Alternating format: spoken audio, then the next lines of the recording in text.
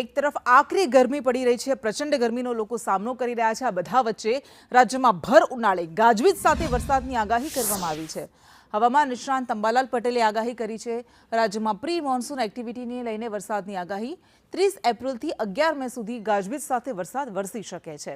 તો 10 અને 11 મે આંધી વંટોળ સાથે વરસાદની આગાહી કરાઈ છે। અમદાવાદ, ગાંધીનગર, ઉત્તર મધ્ય ગુજરાતના ભાગોમાં વરસાદની આગાહી કરવામાં આવી છે। મોન્સૂન એક્ટિવિટી લગભગ તારીખ 30મી એપ્રિલથી વાદળો આવવાની શક્યતા રહેશે।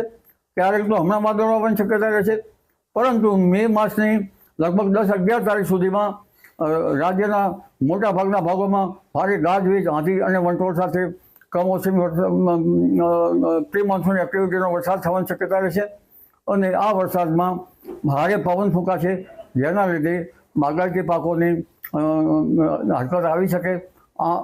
આંબા જેવા પાકોને પણ તેને જે મોર કેરી ખરીદવાની શક્યતા રહી શકે।